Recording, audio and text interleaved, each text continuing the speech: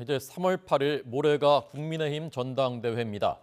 당원 80만 명 모바일 투표율은 역대 최고치를 갈아치웠고 오늘부터는 모바일 투표하지 않은 당원들 ARS 투표가 진행됩니다.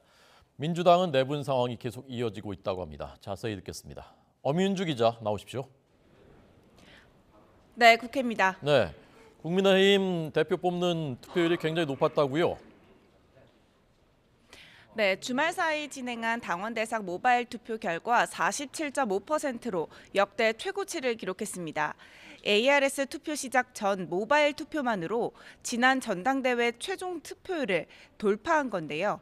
오늘부터 이틀간 투표 미참여자에 대한 ARS 투표가 진행되는데 높은 투표율에 대한 후보들의 동상이몽 해석도 잇따랐습니다.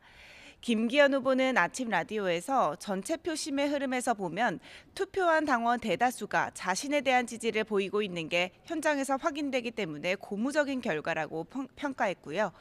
천하람 후보도 라디오에서 적극적으로 투표에 참여한 당원들의 당에 대한 분노와 위기감의 심판 투표라고 봤습니다.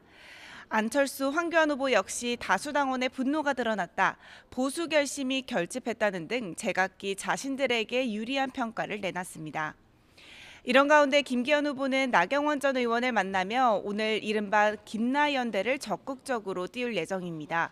나 전 의원과의 연대를 강조하며 본인이 통합 리더임을 내세우는 동시에 당원들의 막판 표심 결집을 시도할 것으로 보입니다. 반면 안철수 후보는 대통령실 관계자들이 참여한 모바일 메신저에서 자신을 비방하고 김기현 후보를 지지했다는 의혹을 두고 공세를 이어갈 예정입니다. 네, 민주당 지금 내분 중인데요. 이른바 쌍특검 추진에 속도를 내고 있다고요? 네, 지난 3일 민주당 단독으로 발의한 50억 클럽에 이어 이번 주에는 김건희 여사의 주가 조작 의혹과 관련한 특검까지 시도할 예정입니다. 체포동의안 표결 과정에서 드러난 무더기 이탈표 이후 당 내용이 불거지자 이른바 쌍특검으로 돌파하려는 건데요. 하지만 당 안팎에서는 이재명 대표의 거취를 두고 지켜봐야 한다는 여론과 출당, 이어서 제명 요구까지 나오며 내분이 격화되는 양상입니다. 비명계 이상민 의원은 오늘 라디오에서 이재명 대표가 사법적 의혹을 정면 대응하고 뒤로 물러나는 게 당이나 이 대표를 위해 바람직하다고 대표직 사퇴를 언급했고요. 김종민 의원 역시 라디오에서 시간이 지나면 민심이 돌아서서 이 대표 역시 사퇴할 수밖에 없을 것이라면서 이 대표가 자신의 사법 리스크를 당과 분리 대응해야 한다고 거듭 목소리를 높였습니다. 이렇게 당 내용이 악화일로에 접어든 상황에서 과연 당 지도부 차원에서 추진하는 쌍특검 논의가 탄력을 받을 수 있을지 의문인데요.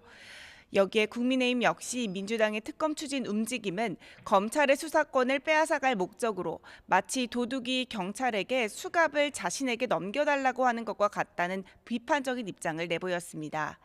이런 가운데 정의당 이은주 원내대표는 50억 클럽 특검과 관련해 민주당과 국민의힘 원내대표를 잇따라 만나 논의할 예정입니다. 지금까지 국회에서 전해드렸습니다.